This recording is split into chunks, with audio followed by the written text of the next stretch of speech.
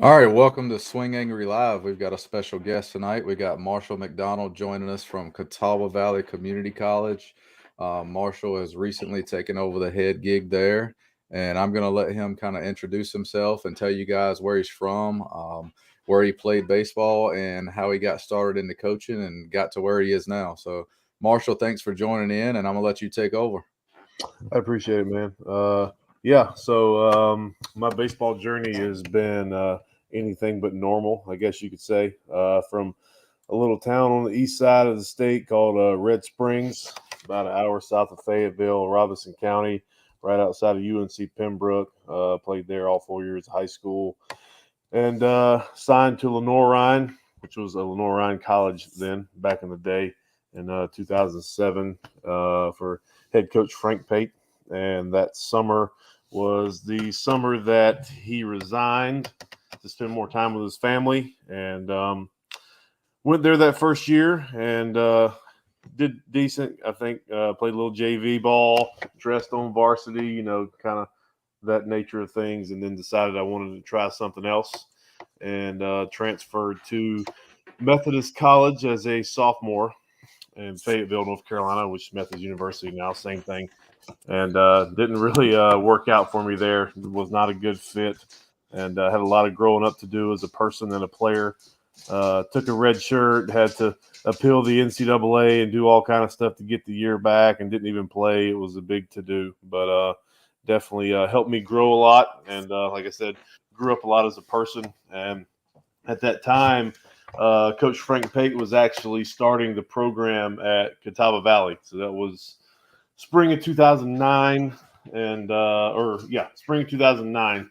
And he was kind of trying to help me. He was mentoring me definitely on my situation, and he was saying, maybe that JUCO might be your best idea. And he actually said, check Lenore, a community college, or Patrick Henry, or a couple other places. And I was like, well, what about coming to play for you? And he was like, well, I mean, yeah, you can do that, I guess, type thing. Because he was already in a full recruiting class at the time, and I was just kind of, another guy at a Division III school that wasn't playing. So he said, yeah, come on if you want to. And, little did we know, it turned into being, I was on the first ever team in CVCC history in 2010, back before all the equipment and big Twitter accounts and all that kind of stuff. It was one T-shirt, and we traveled in vans and ate McDonald's on the road with $4 and just kind of a ragtag bunch of JUCO guys, I guess you could say. And like I said, was part of that first team, and I think we went like 31-20 in the first year. And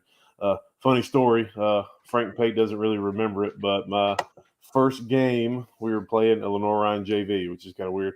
And first at bat, I took a 3-1 fastball right down the goozle, watched it, and then swung at a curveball in the dirt and strike out or whatever or something. And I was thinking, whatever. And walking back to the dugout, I was DHing. So Frank Pate comes running across the field and says, McDonald, if you can't get it done, I'm gonna find somebody else that can. I'm like, holy crap, man, this is one at bat. Like, is my college career about to be over with? Like, what's up? And luckily, next at bat, I hit a home run to dead center field. So after that, I never came out of the lineup again, and kind of springboarded my career and sent me on the right path. And finished up at Montreat for 2 years. Had to go the NAIA route, and the NAIA route is a very underrated route of baseball, by the way. I played against some future big leaguers and a bunch of guys that were top 20 round picks. So it was definitely humbling, to say the least. And, really came across some great people in summer baseball. Played in the New York League, the NYCBL, for 2 summers, and finished 1 year in the Valley League with the Rockbridge Rapids, which is not a team anymore, out of Washington Lee University there in right outside of VMI in Virginia. And then the coolest experience was I played in the Alaska League, midnight sun game, sun never goes down, all that stuff is real.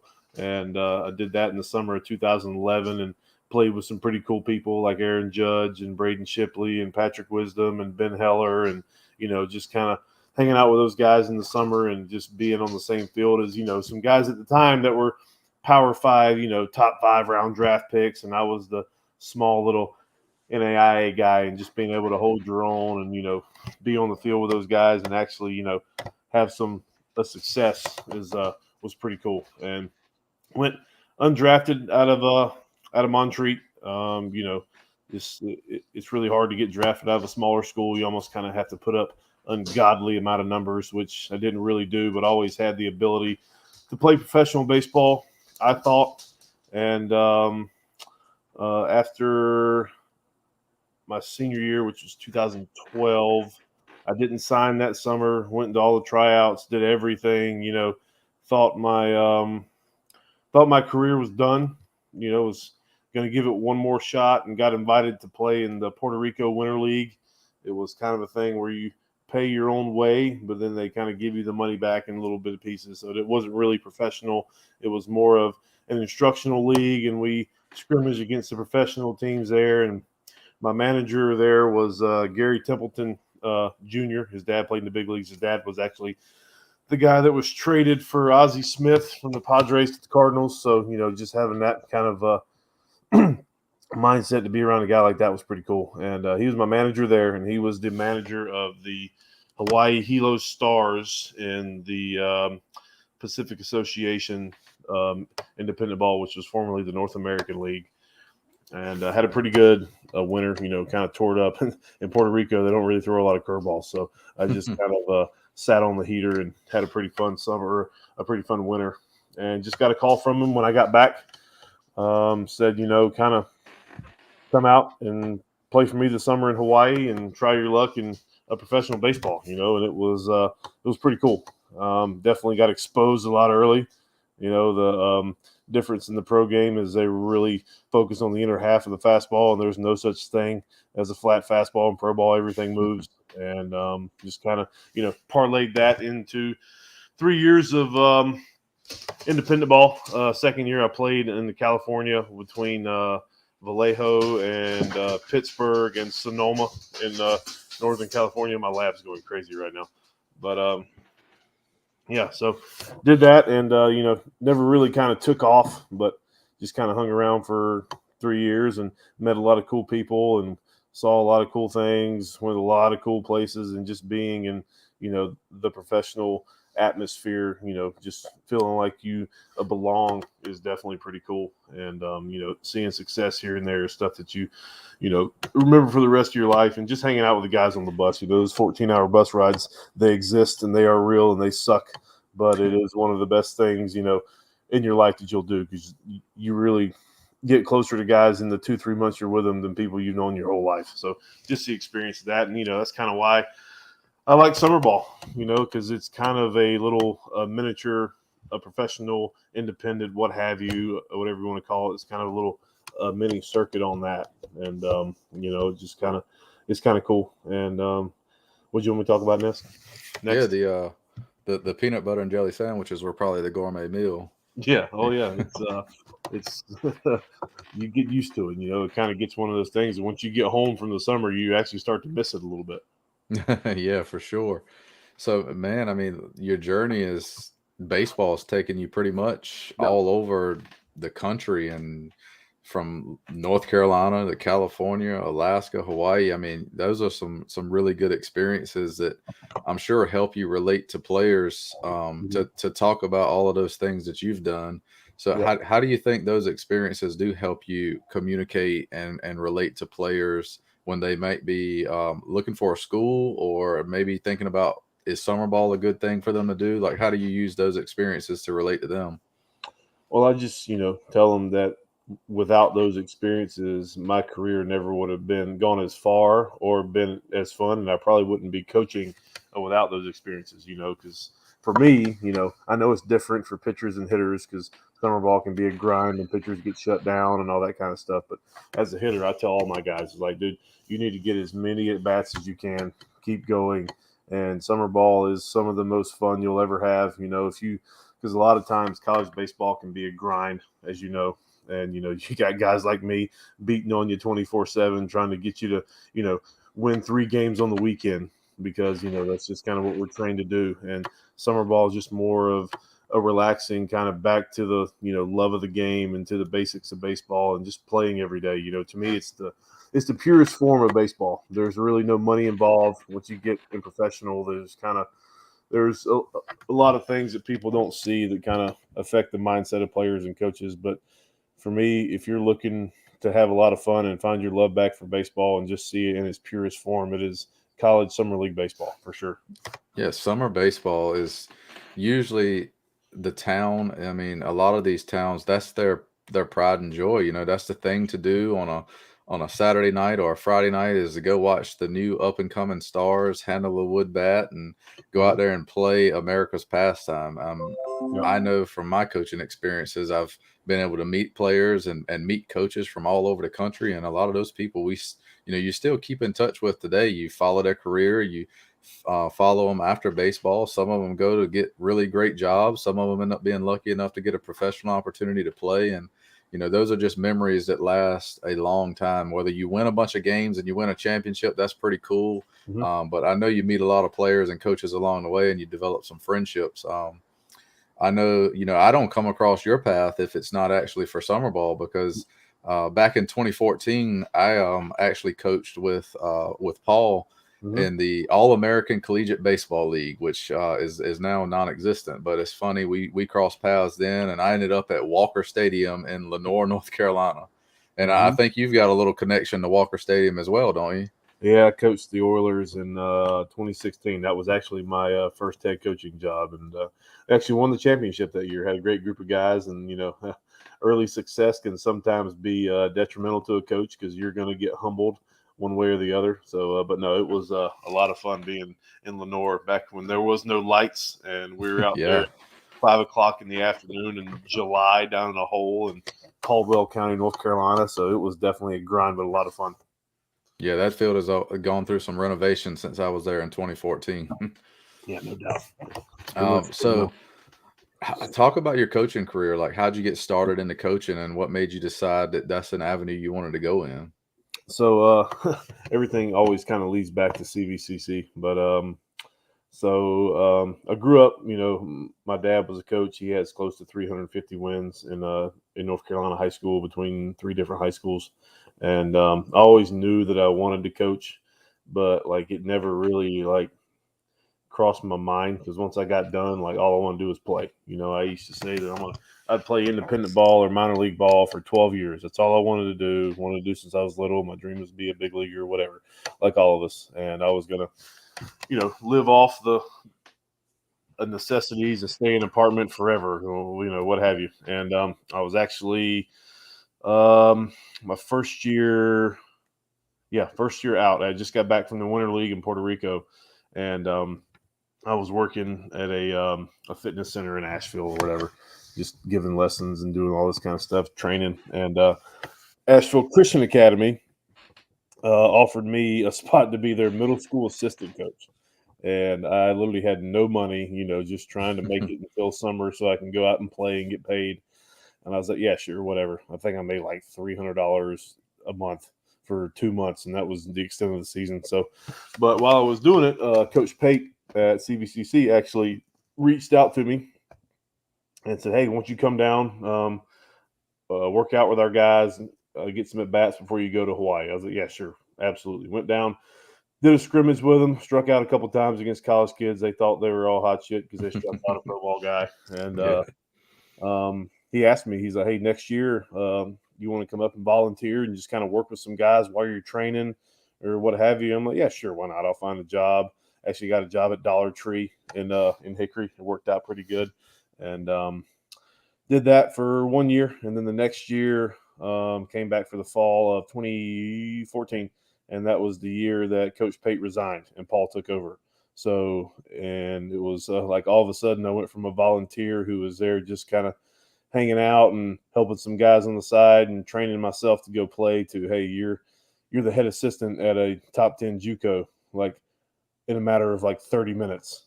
And it just went to a World Series, right? Well, we went to the World Series that year.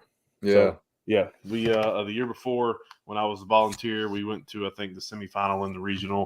And that fall, Coach Pate was there the whole fall. And I think after the fall, me and Paul actually lived together that year, so it was kind of a funny story. And he called us in and said, "Hey, I just resigned. Paul, you're the head coach. Marshall, you're the head assistant." And he just kind of threw his hands back behind his head and said, "Y'all go get it. I ain't got nothing to do." And it was like, oh boy, ready or not, here we go. And yeah, it kind of went from there. It happened really quick. And like I said, coaching was always kind of something I knew I wanted to do, but never really had pursued it. It was kind of thrown into my face and kind of really exploded from there. And then obviously was at CVCC for I think 4 seasons, 4 springs, and then went to Presbyterian for a year. Did the a Division I volley and beat South Carolina. I'm 1-0 all time against South Carolina, so I like to tell people that all the time. And was at Montreat for 3 years, and then obviously got the call to come back this summer, and here we are. Yeah, baseball comes full circle. Welcome back home. Yeah, no kidding. So it's been fun for sure. And then talk about another whirlwind, right? Yeah.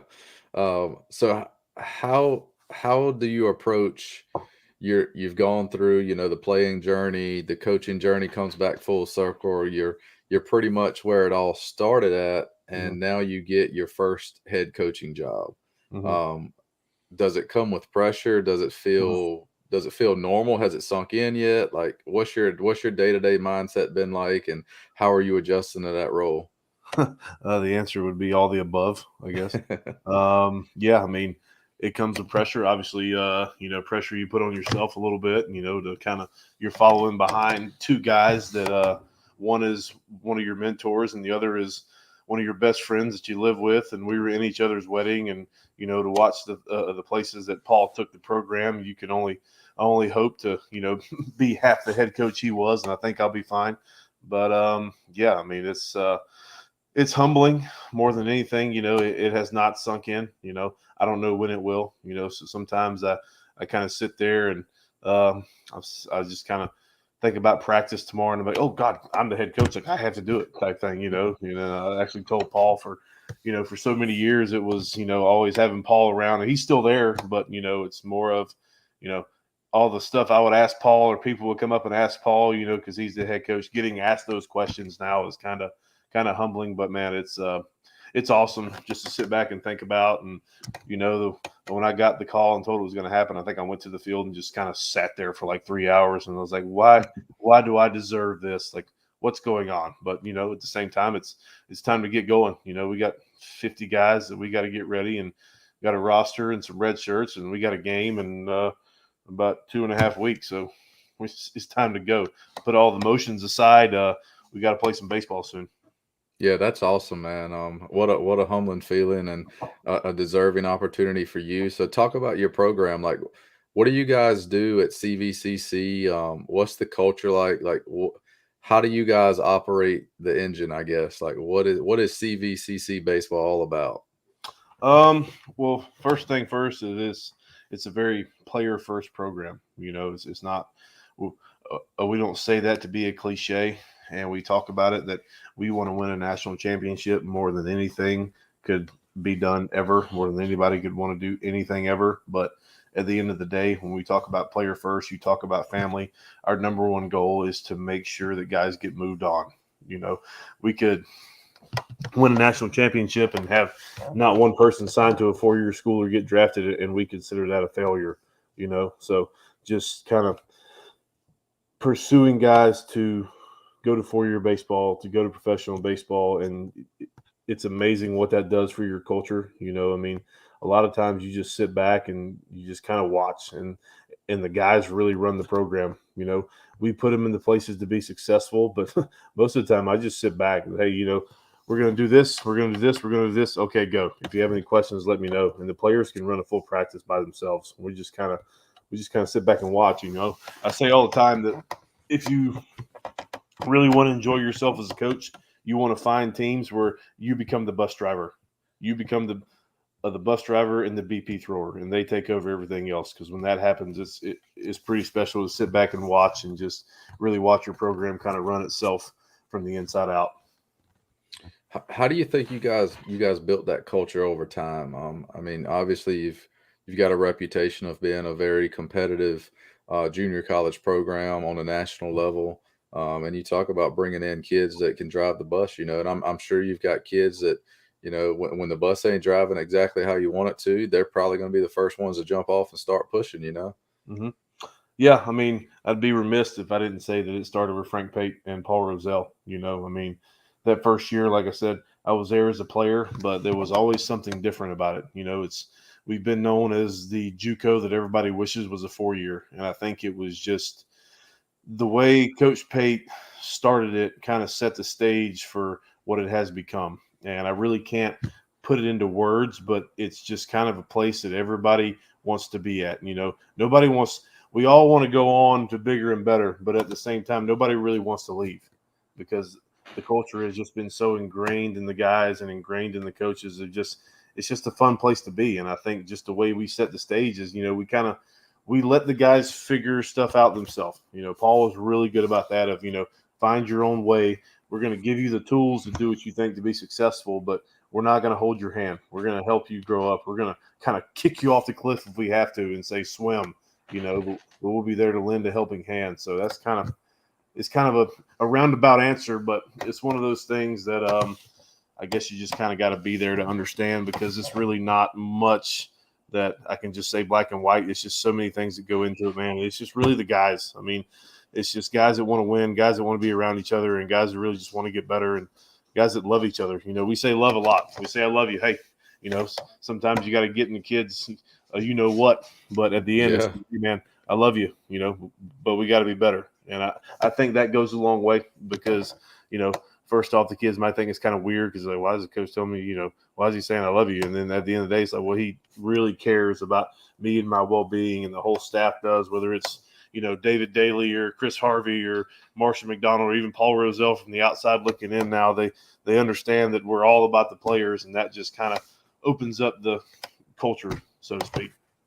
That's got to be a good feeling as a player to know that, sometimes coaches can be transactional more than transformational. I mean, yeah, I've heard stories all the time of, some coaches are just like, hey, man, if you go out there on the weekend and you throw 92, 93 and you give us 5 innings, 6 innings of shutout ball and you don't go to class next week, I don't really care. But, Yep. I don't think that's the way things work at CVCC. Like you guys seem to be doing a really good job of taking some of these freshmen who may be away from home for the first time, don't really have, mom and dad to make sure they're making good choices or being responsible with that freedom of, being a young adult outside of the high school classroom for the first time. So how do you help those guys who may be the freshmen coming straight out of high school, or it might even be the JUCO transfer who might have made some mistakes when he first came out of high school, went to a 4-year school, and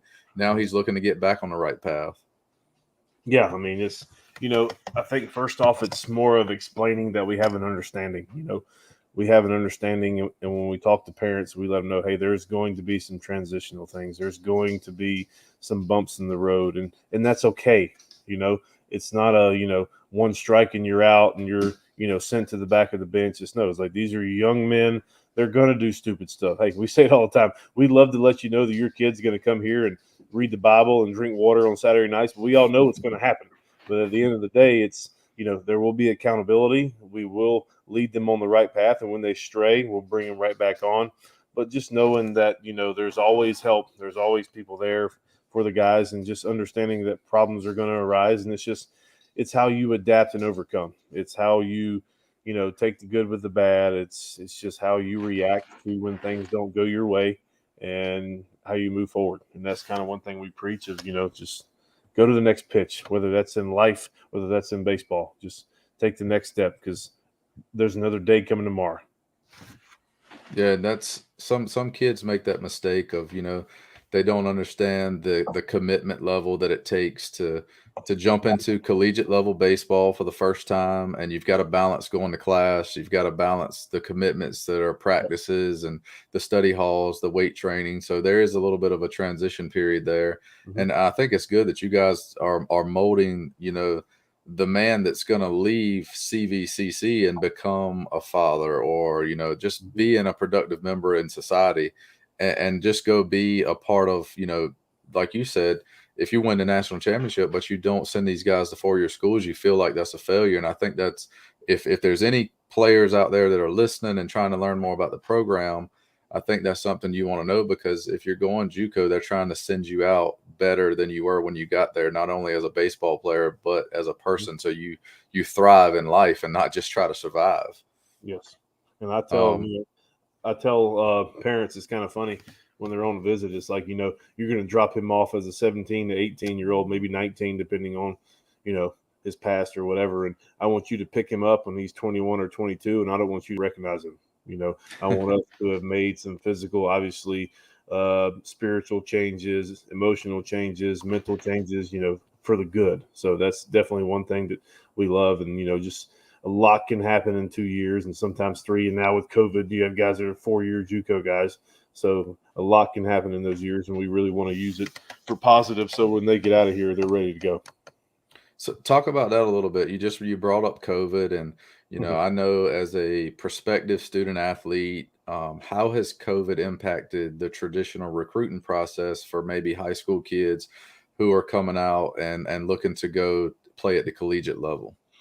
It's kind of a jumbled up mess, and it's unfortunate for a lot of these kids, especially high school kids, because they're going to get left behind. Because right now, the truth of the matter is there are more baseball players in college baseball than there's ever been, and there's less colleges that have baseball than there's ever been. And it's tough, and it's unfortunate. And one thing that we tell our guys too now, because obviously everybody comes to junior college, they want to go Division I, they want to go Power 5, they want to play in Omaha because that's what we grew up watching, right? But right now it's just a lot of times that's not reality, just because of, dude, I have to ask some kids, I'm like, hey man, what year are you? Like, how many years have you played? Like, just because it's so crazy. And we tell our kids too, is like the same thing for the high school kids. If you're listening, if you have a coach calling your phone, emailing you, who is actively recruiting you, it doesn't matter what level. Do not turn your nose up to it. Don't act like you're too good for any level or whatever, because I promise you right now you're not. Because there's a lot of guys that, may have gotten cut from Division I or Division II that end up at some powerhouse D3s. I mean, college baseball right now as a whole is about to get really even across the board. And with there being so many spots that are not available now, if any college coach is actively pursuing you, you better listen, because it's getting few and far between, unfortunately. You bring up a real good point, is you better listen, because it's like you said, there are way less baseball programs than it used to be due to funding cuts and, things of that nature that are COVID related, where those programs don't necessarily exist anymore. And all of these players, they've gotten a year back once. Some of them got a year back twice. So you've got way more athletes that are looking for spots. And you've got a lot of experienced kids that are now, looking for spots. Not only that person coming out of high school as a graduating senior, but what advice would you give recruits on how to navigate that recruiting process? Like if I'm a high school senior, how do I go about contacting a college coach and doing it the right way and trying to find my fit? I think the basic ways are pretty good. Just send out emails, because I heard one coach say, and it's true, if you send us an email with video, we're going to watch it. We may not respond, but if you send it out enough, you're going to get some responses. And it may be a camp email. It may be, that's fine. Guys get signed out of camps all the time, and I think a lot of the traditional ways of coaching are still true. We love dual sport athletes, play football, play basketball, show us that you're going to do things that, don't involve just baseball 24/7, because we know kids can get burnt out, but just do all you can, man. Sell yourself, send your high school schedule. Technology is a great thing if you use it the right way, and just keep going, keep active, show up, go to camps. Obviously if funding is an issue, I get that, do all you can, but just keep going. And that doesn't necessarily mean, play showcase ball till November, but just make yourself available. Don't break your parents' pocketbook trying to get on, but just send stuff out and keep going, and if an opportunity arises, look into it. If a college coach responds, and I can't say it enough, take it serious, look into it, because we get blasted with emails and videos and text messages on a day-to-day basis. And if a coach is responding, then he has genuine interest in what you can bring to his program, obviously from the physical side first, because that's what gets the conversation started. But, talk with coaches, call them, leave messages, just sell yourself.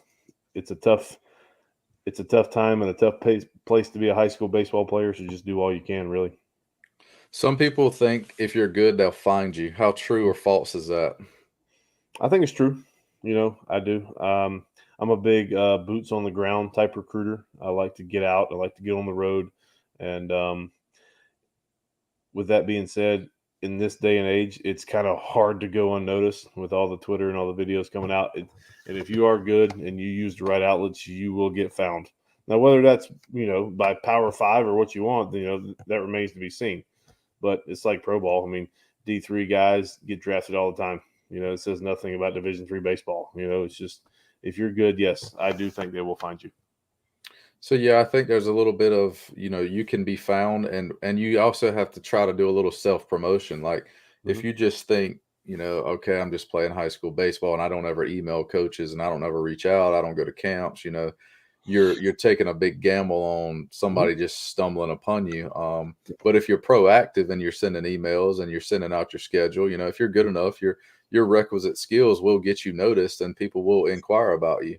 And with that being said, you need a source, right? You need a reference. So someone just asked when we were talking about the conversation, they said, do you prefer the reference, or when you want to call and talk about a prospective player, do you prefer to talk to high school coaches or travel ball coaches, or does it matter? For me, first off, I want to talk to the kid, and that's number one. But honestly, man, for me, it doesn't really matter. I'll talk to both of them just because they see, different sides. Obviously, school ball is, normally a little more structured than showcase ball, and depending on where you are or what have you. But for me, I'd like to talk to both, just kind of get the feeling of how he is during the summer and how he is during the spring and the fall, and just kind of see it from all angles. Because in college baseball, we're getting them, of the full year, which high school gets them for 3 months out of the year. So I'd like to see how he is in all seasons of baseball for sure. Yeah, the complete student athlete picture. Exactly. What tips would you have for parents? Like, I know when I was coaching at the JUCO level, we would have our prospect days, and we'd bring in athletes for camps and things like that. And we'd always open it up for questions, but it seemed like no one really asked any questions. And I think that's where the biggest mistakes are made in the recruiting process is you don't know what you don't know, and if you don't ask, you don't find out. Yeah. You mean parents as far as like a recruiting process? Yeah, like prospective questions you would recommend people should ask if they're, if they're interested in your program and they're trying to figure out if it's the right fit. What are questions you would suggest like athletes and parents should ask? For me, I think you need to, once you figure out that you like the program and you like the coaching staff and you've been to a practice, and I think you really need to dive into the school, because baseball, for the latter part, it's going to take up 3 to 4 hours of the day, and you sleep 8 hours. So there's 12, you got a full other 12 hours to figure out if you like the place or not, and quickly, it's all about the atmosphere where you are. It's all about, the lifestyle of the college you're picking. And you just got to figure out if it's a place that you want to spend 2 years or 4 years, depending on which route you go. So just really kind of figure out what kind of school you are, what's the rate of girls to guys? What's the teacher to professor? Just things of that nature. And don't make it so much about the program once you figure out that you like the program, right? Because that's only one aspect of it. If you have dorms, like we don't have dorms per se, we do apartments. So it's different for everywhere. Just kind of figure out if it's a place that you want to be. Because if you don't like the school you're at or the area, then baseball's it's only going to take up a couple hours of the day and you're going to be miserable. So just really dive into the school and the town and the place you're going and make sure it aligns with how you like the baseball program. I think that question goes unnoticed a lot, and that's why, a lot of kids get unhappy. A lot of kids want to transfer because baseball is a short part of the day. It may seem like a lot, but you got a lot of stuff to figure out on your own, whether it's classes, where you're eating, where you're sleeping, who who your girlfriend is or whatever. And it's Yeah. just college lifestyle overall. You need to be in a place of where you're going to be happy, and you just got to ask questions about stuff like that. I think some of the big things you touched on as well could be like, learn the coaching philosophies. Mhm. What's a typical day like Yep. at that school? Like, if I'm a student athlete here, what's my typical day look like? When do I go to class? Are there certain majors that I shouldn't take because it might interfere with practice schedules or Mhm. things Yep. like that? But I don't think kids and parents ask enough questions, and that's why the transfer portal just seems to be filling up. Yep. What are your thoughts on those things? Yeah, I mean, I think it's huge. I mean, you got to make sure that you like where you're going, and like you said, the transfer portal is full all the time. Kids that are unhappy, and you hate to see it, because when we're recruiting kids, we have zero aspirations of ever losing a kid. Obviously there's some things that happen of grades and attitude stuff, but when that kid's sitting across my desk and I offer him a scholarship, or when he calls me and commits, I never ever ever want to think this kid's going to be in the transfer portal because he doesn't like it here. And I think those things just kind of got to check off all the boxes of what you're looking for in a college, and also what we're looking for in a kid. Sometimes coaches, we don't ask enough questions about a kid or to the parents to kind of see how they are and see if they would fit the whole dynamic of our program. So it's just kind of, yeah. I mean, it is what it is. You do the best Yeah, you I can to mean, try to figure it out. you gotta. I think players need to find the right fit, and they need to ask those questions about coaching styles, practice plans. Like, what's a typical day at the field like? Mhm.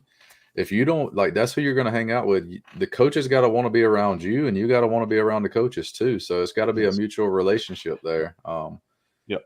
I think all coaches have guys that they love being around, and even if you're not an everyday starter, I actually heard the Duke baseball player was talking about this on another podcast. I think his name is Will Hoyle, but he said he came in as a freshman and he didn't play a whole lot or whatnot, and he was trying to give advice on, hey, what should you do if you're trying to earn a bigger role or outwork the role that you currently have. And one thing he mentioned was, I just tried to be a guy that everybody wanted to be around. My teammates wanted to be around. My coaches wanted me to be around. And I was making other people better by how hard I was practicing and working on the things I needed to work on. hmm Yeah, I mean that's huge, and that's me and Coach Harvey actually talking today, and at the end of the day, X's and O's in baseball is what it is, but we're managing attitudes, and if kids can accept their role and understand especially with us, we preach development about you're going to be better when you leave here, and if you don't get frustrated right away that you're not getting the at bats or the innings you want.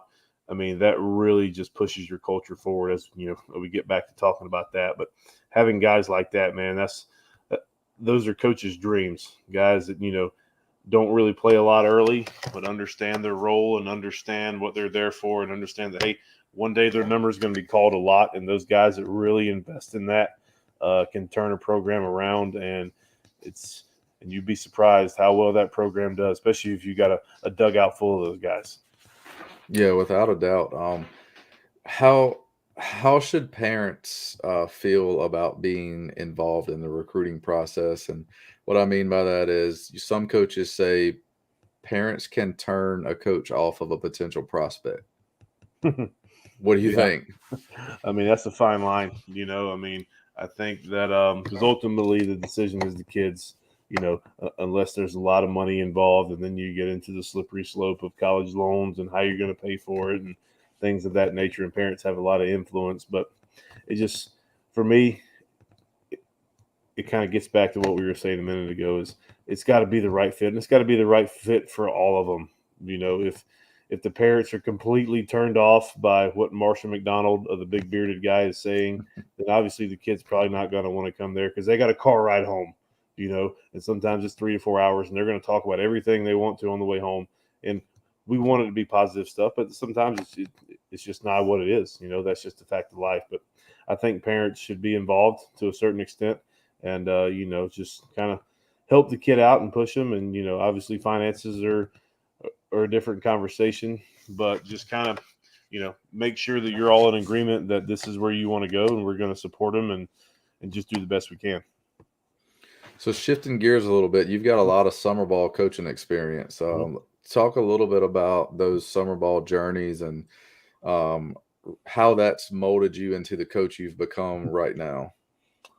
Started off in 2015. Actually, Paul Rozelle was the head coach of the Statesville Owls. I had just got done with my last year of indie ball after the World Series with CVCC and indie ball. I was in the league that got shut down 3 weeks into the season, so I decided I was done and came home and helped him out with the Statesville Owls, and I think we won the division or whatever. And the next summer, that's when the Lenore Oilers came knocking, and it was the first year head coach. And obviously, being a first year head coach at any level, you learn that it is a lot more stuff than you could ever imagine.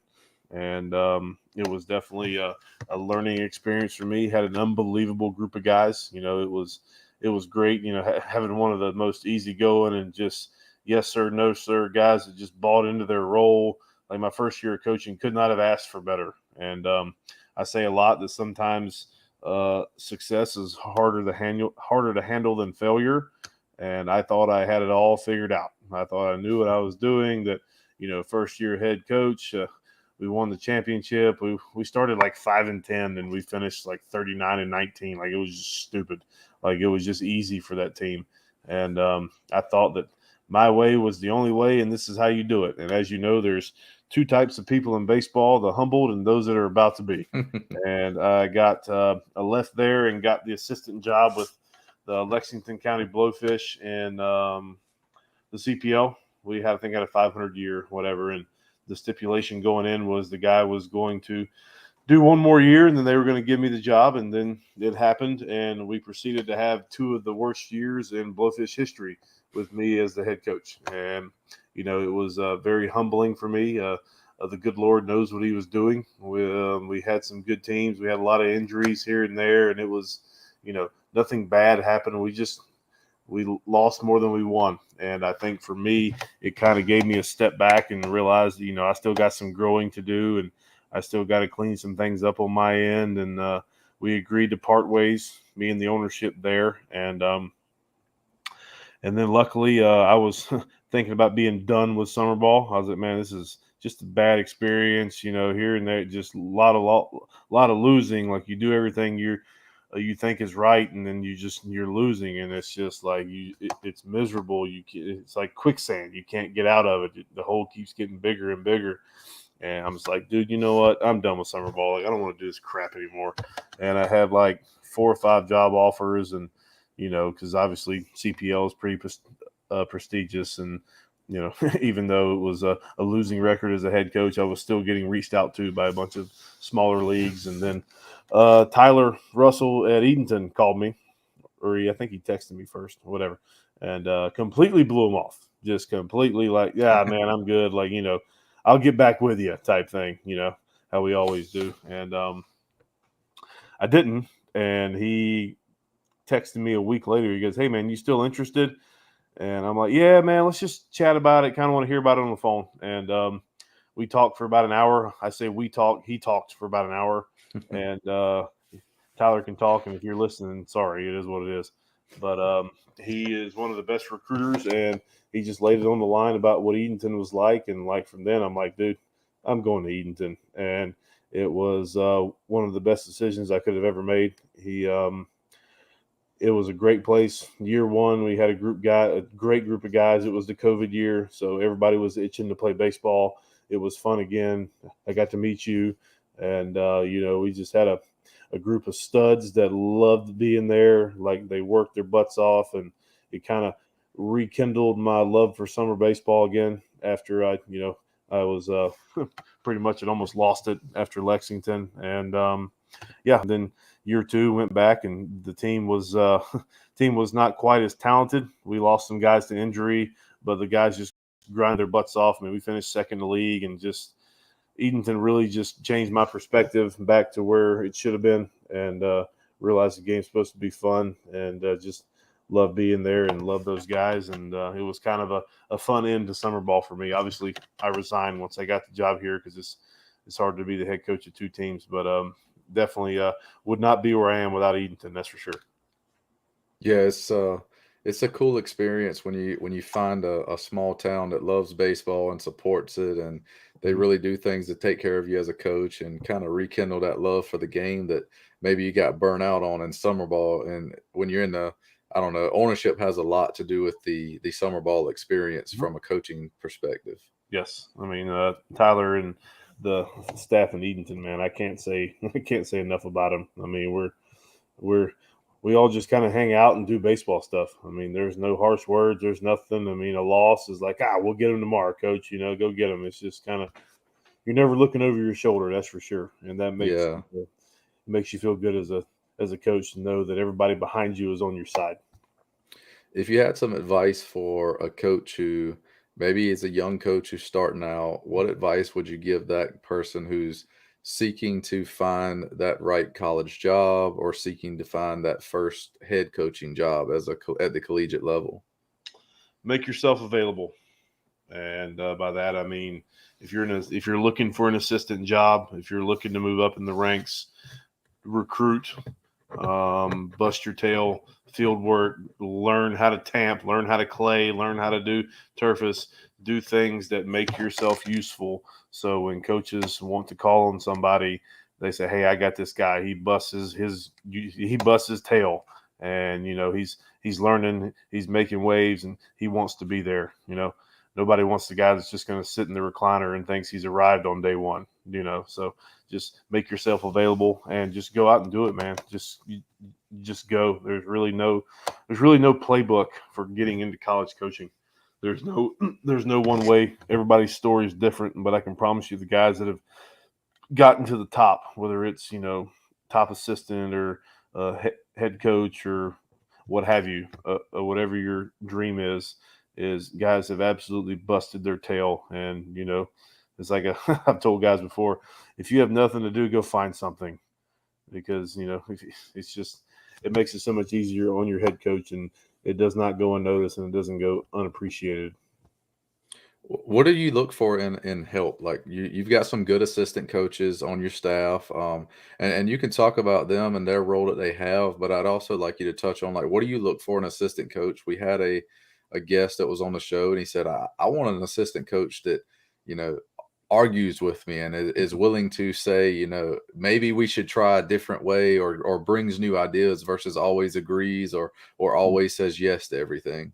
Yeah. Well, first off, right now, Chris Harvey is our pitching coach. Obviously, he was an 8-year minor leaguer as a two-way guy, played at Clemson, has all the clout as a player, and done an unbelievable job getting into coaching. He's a hell of a recruiter and one of the best, if not the best pitching coach in the country. I really think he is, of the way he reaches guys.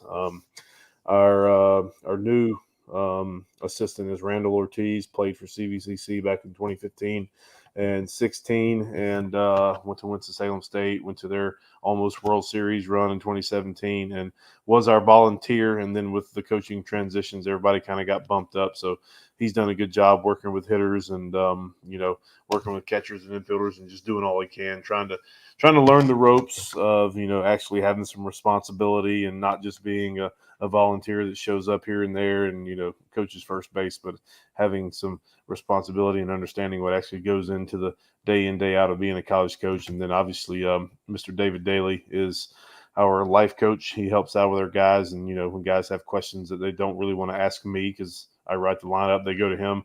And he's actually taken on some operations role of booking hotels and getting the food, kind of a DBO for talking D1 stuff. But I mean, for me, man, as an assistant, like, I don't want you to agree with me. I mean, it's at the end of the day, I tell them, like, we can talk about it, but the decision is mine. But at the same time, it's ours, and I want to know if I'm being stupid or being a dummy, and I just want somebody that's willing to work. Because there's a lot that goes into it. Recruiting is a whole nother aspect, and just somebody that's not scared to pick up a rake. Like I said, I mean, to me, it's just making yourself available, making yourself that, if guys call and they want to go hit extra and, I'm not in the spot, I can do it, will you go hit with them, things like that. And obviously, coaches have kids and wives, and it can be a little bit difficult, but just giving all you can to the program. I've told them a lot, like, everybody's a fan of something. Like I grew up a big North Carolina football fan. A lot of people are Alabama fans nowadays because they win all the time, or Georgia fans. And I want this to be your Alabama. I want this to be your Georgia. When you put on the Red Hawk or the Valley, like you want it to be like this. To me is the Alabama football fan base. This is what it is to me, and I want you to treat it like that. Of this is everything, and you just do everything that you can, and just it could be a lot of different things, whether it's calling 7 kids a night and getting ignored by kids or whatever, or you're staying after to just rake the field or tamp the mound, just things like that. Just making sure you're always doing something for me.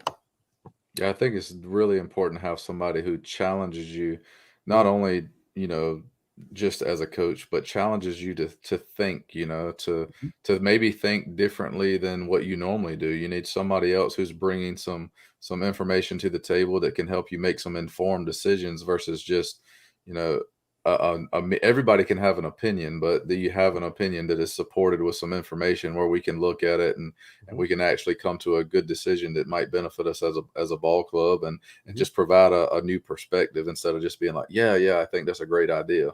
Yeah, I agree. So Yeah. going into some of the things you guys do at CVCC to player development, if you look at college programs, there's a lot of things out there today with technology and data. I know you guys have got some field upgrades. The Mhm. facility you guys have is one of the best in probably JUCO baseball. So talk about some of the things you guys have and things that you guys use to develop your players and just some ways you guys have enhanced technology and added it into your program as well. Yeah. I mean, we always start that conversation with our guys on the recruiting side, and when they get there, is we are still very much old school minded baseball guys. We all played the game for a while. We're baseball people, but we've found a way to help let the technology help us. The technology is not an end all be all. We're actually using the hitting Rapsodo today. And like I flat out told the guys, I said, hey, listen, you want your launch angle to be in between 15 and 25. This is my dumbed down, the all I know version of hitting analytics is you want it to be between 15 and 25. Obviously, you want your exit velo to be as high as possible, right? And you just want to look at that. And when you see after you make the swing, because everybody knows what a laced baseball looks like. We all know Yeah. it. You can tell if it's top spin. Like we don't need that TV screen to tell us that, right? But when you see, like, okay, that's what it looks like. That's what it felt like. I can now see it on the board. Now I'm going to do whatever I can to make sure I can repeat that as much as possible. You know, and it's more of just trying to help guys be the best version of themselves, right? So we'll do things like once we get done with fall, our whole fall was just about approach and contact point. We didn't talk any swing mechanics in the fall, right? We want to see if you can play the game, if you can develop an approach, if you can stay on the baseball, if you can not roll over, because good hitters don't roll over, right? And want to make sure that you can do it over and over and over again. And then we keep everything static from the fall, whether it's you had the highest on base percentage, like all that stuff is there. So if a guy comes in, we have it all on our computer. I could go into that, but that'll take forever. But and then once we get done with the fall season, we do what we call swing school, where we're breaking down their swing from all different angles, putting it up against big leaguers on the TV, just seeing all the 4 spots they're trying to get to before contact. And it doesn't have to be perfect, and and that's kind of what we tell them is like, what works for you is not going to work for Mike Trout, right? But you want to get as close as you can because he's one of the best hitters to ever live, right? And we'll Mhm. put you side by side with him and kind of see how it relates. But I mean, at the end of the day, like right now, we're back into just, hey, we're on timing, we're on approach. We're going to hook everything up from the hitting side, and you're just going to see, hey, this is what you do, right? This is what you're good at. This ball in this zone, you did that. You see it on the screen, okay? Now do it again, and do it again, and again. And I told the guys they'll get really tired of hearing me say the word again, because that's one thing it's about is if you can master BP, the game becomes a lot easier. And that's kind of just the way we do it. And we use technology to our advantage. In a short version, if you may, is to make our guys individually the best at what they're the best at. Be good at what you're good at, and just enhance it and expose it. And the pitching side, I mean, Coach Harvey is just unbelievable. I mean, he'll take pictures of guys throwing on his phone, bring them in the office, hook it up to the TV, and kind of go through mechanics. I mean, he kind of does his own little world, man. I'll be honest. Like, I didn't pick the day of my life. So I kind of let him go, and I actually learned a lot from him, just kind of watching him and letting him just kind of do his thing. And, you know, we have the rep soda set up for the guys in their bullpens, and they kind of get a feel of the spin on the ball when it comes to breaking balls and things they're working on. So with that, I'm still learning a lot on that. So if you want to learn about that, just come watch our bullpens with him. He's pretty amazing. How much do your hitters get to benefit from, like, maybe listening to how Coach Harvey is talking about how he's going to attack other hitters? You know, do they benefit from that and kind of learn from how pitchers are approaching them and how they're going to attack them? Yeah, I mean that's kind of what our whole thing is based off of. You know, it's about having a plan, about having an approach. You know, we use the word plan more than approach, and it's kind of like, what are you trying to do? You know, and when he talks about how they're trying to attack, and because our pitchers and catchers call their own pitches, he stays out of their way, and he's more of, when you get done, hey, let's try this in this situation instead of that, or hey, why'd you throw that pitch? Like, what did you see that made you want to throw that pitch that ended up in the trees, you know, type thing. So, but no, the hitters learn a lot, and they just learn how to have an idea, you know, because we tell them all the time, the game is going to dictate what's coming. The game is going to dictate what you're going to do. You just got to watch. You got to pay attention. You got to understand what you're trying to do, because being a hitter yourself, when you get in those modes and everything's struggling and you're up there just hacking away and you feel like it's 0-2 before you get in the box. And that's where we just say, hey, man, have a plan. Whether it's a good plan or not. At least you got a plan. Yes, yeah. At least you got a plan. That's what we tell them. You know, hey, sometimes I'll come back and kid have a bat at bat. Hey, man, what were you thinking? It's like, I was just swing as hard as I can trying to hit it off the left field foul ball. I was like, well, I mean, okay, good. Yeah, that's a plan, I guess.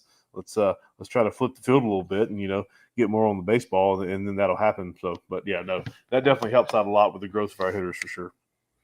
Yeah, that's pretty interesting how you talked about, you guys spent all fall, you know, talking about plan and approach, because, you know, the show is called Swing Angry because all I do is work with hitters, really. So I can relate with you when you're talking about, like, pitchers. Like, don't ask me about it. Like, I was a pitcher in high school, but I mean, everybody kind of pitched a little bit in high school, but I don't really like pitchers because I want to beat them, you know, as a hitting coach. So, Right.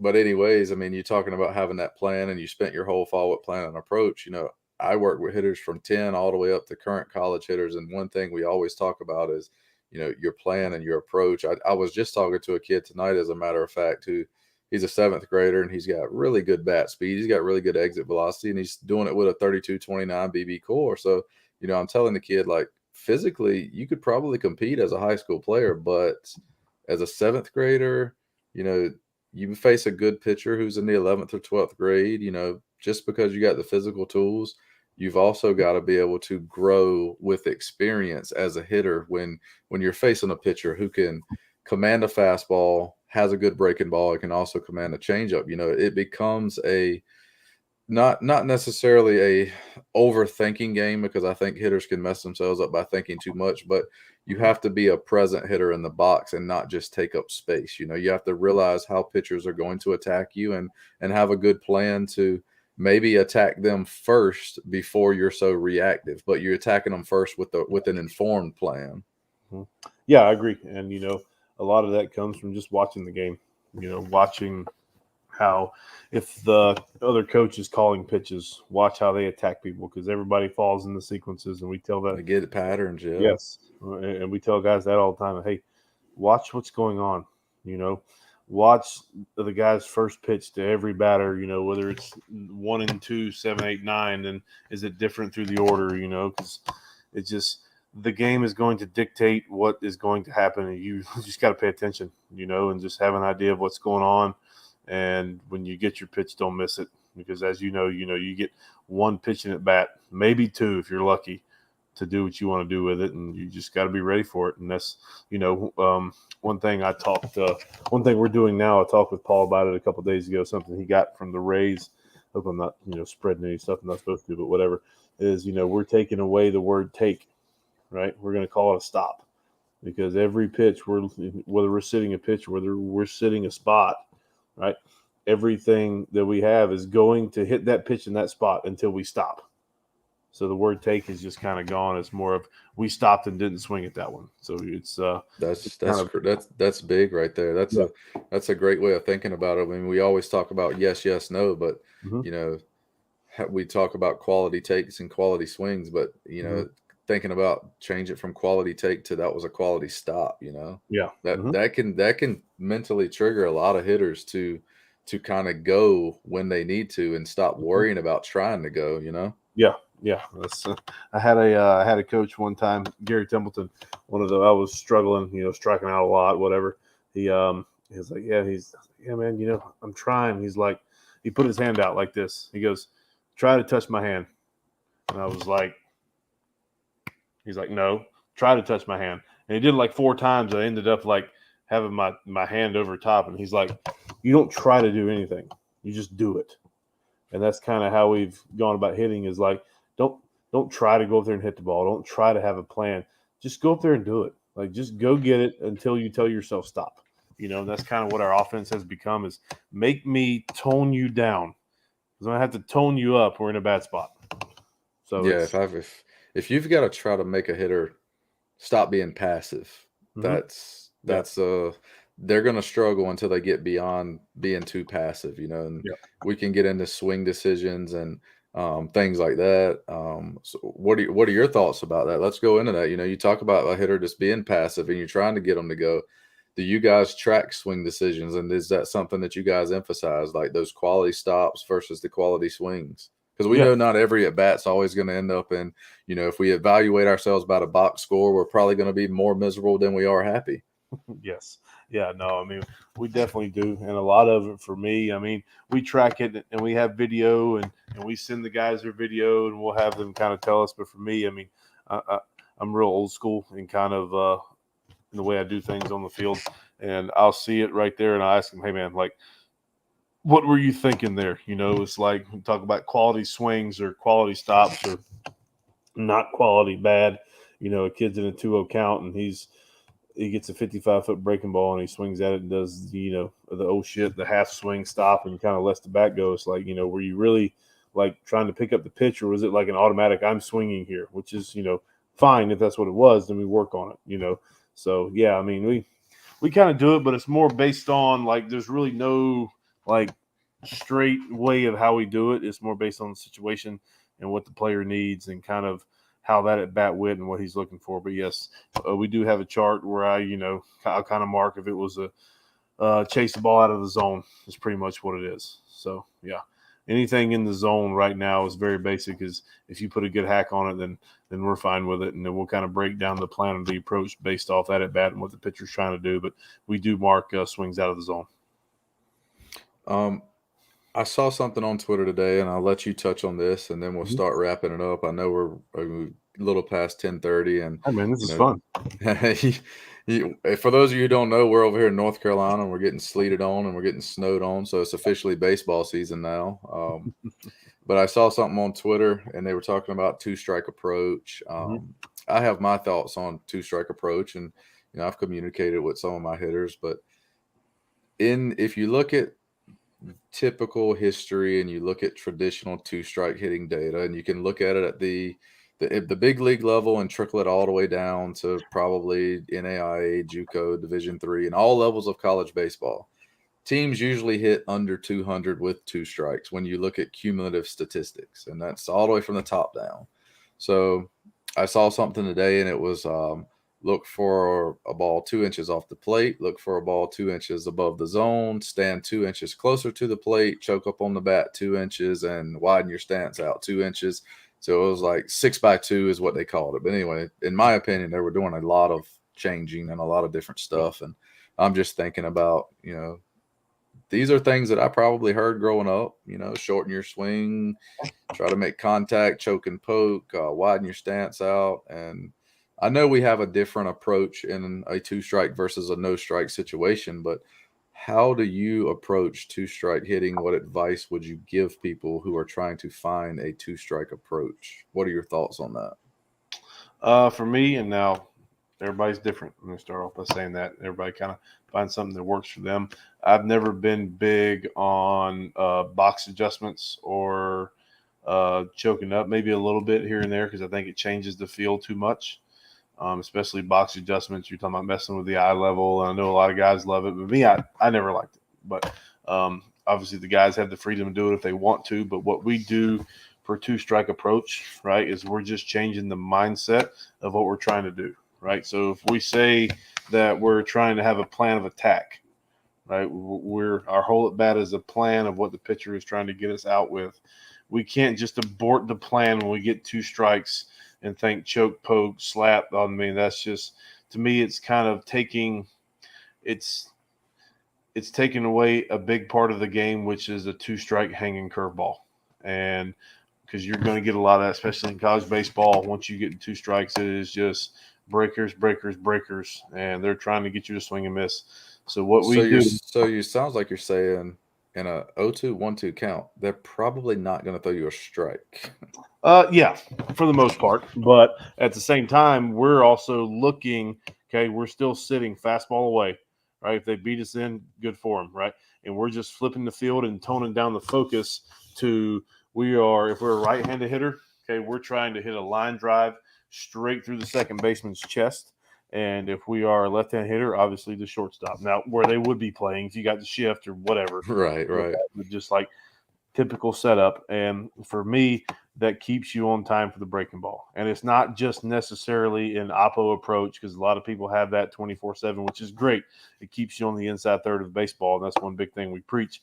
But for me, it is literally you're keeping the front shoulder tucked in, and you're trying to murder the baseball through the opposite infielder's chest.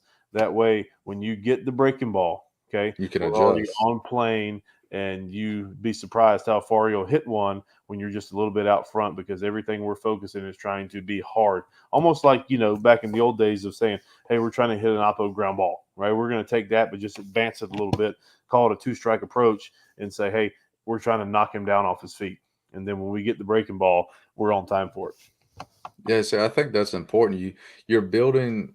You still have a competitive swing in two strikes, and it's got adjustability built into it, because you can't hit everything and chase nothing. I think that's the biggest thing people need to understand with two strikes is you're not in the box trying to survive, because most pitching coaches are not throwing you dimes down the middle or even over the majority of the plate in 0-2 and 1-2 counts. They're trying to get you to chase, or they're trying to attack you in that shadow zone where it is a 50-50 shot. It's going to be called a ball or a strike. But I mean, you can't cover everything and not chase nothing.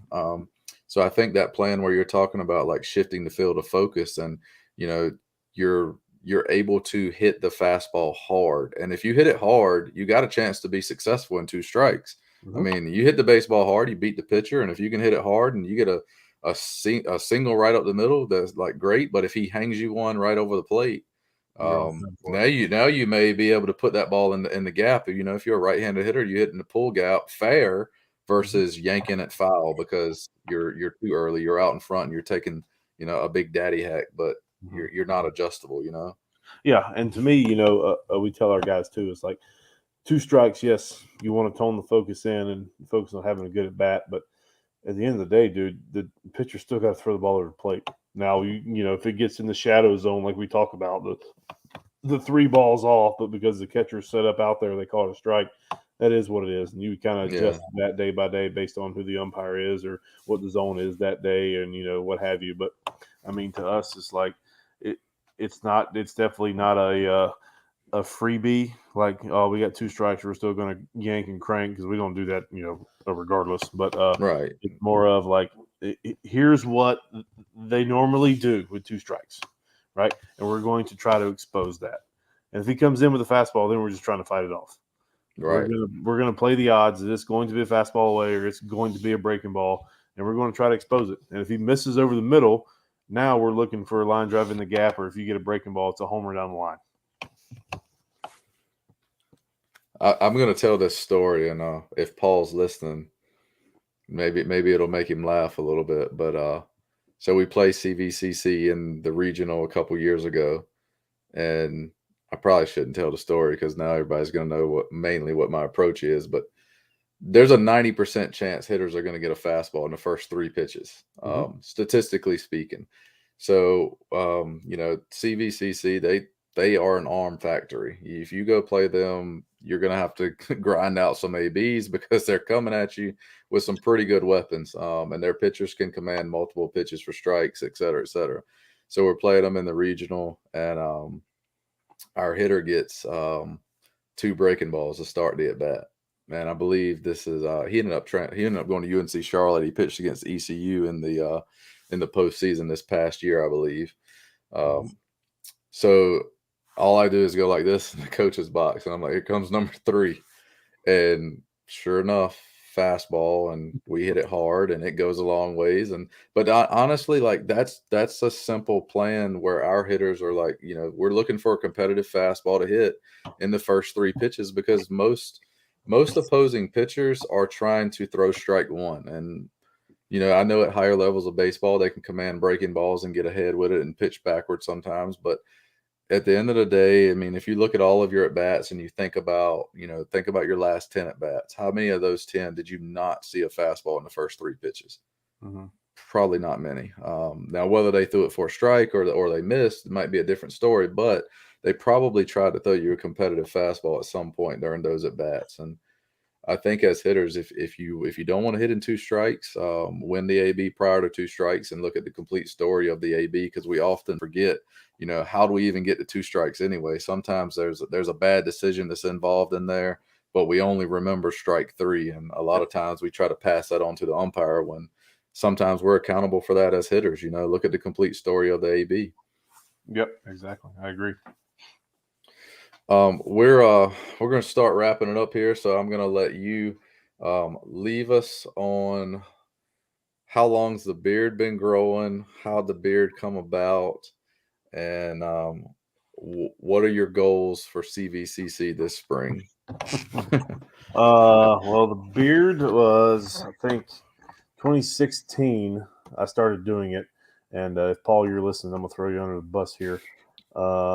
After 2016, he made a rule in the fall where everybody had to come in clean shaven. So I had the beard for the Oilers. It was a lot smaller than this, and had to come in the clean shaven. He finally gave me the go ahead October 1st to start growing it. So I started this in October of 2016, and when I got the job at PC in the fall of 17, so yeah, so about 8 months later, well, about a year later, Elton wanted to see if I was serious about the job. That's Elton Pollock, the head coach at PC.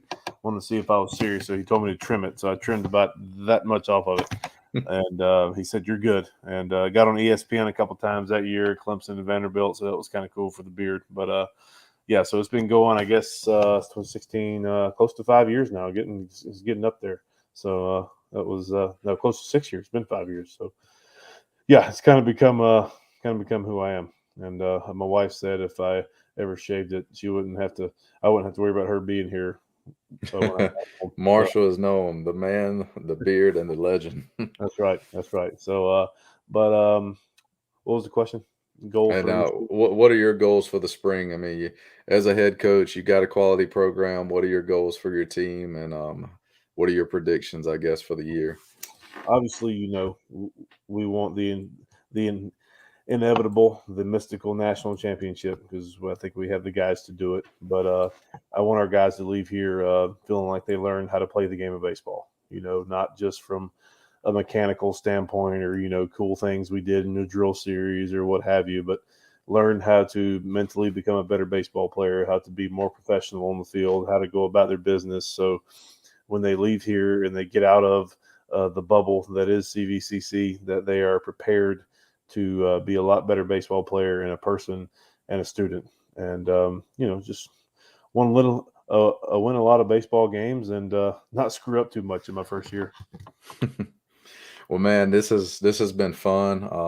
I appreciate you jumping on the show. If you guys don't know, I just texted Marshall last week, asked him if he'd jump on, and he didn't hesitate. So I really thank you for your time. I know you're busy, first year head coach. You got a lot of responsibilities, and thanks for hanging out with me on a Thursday night. And man, best of luck this season. And if you need anything from me, you know how to find me, man.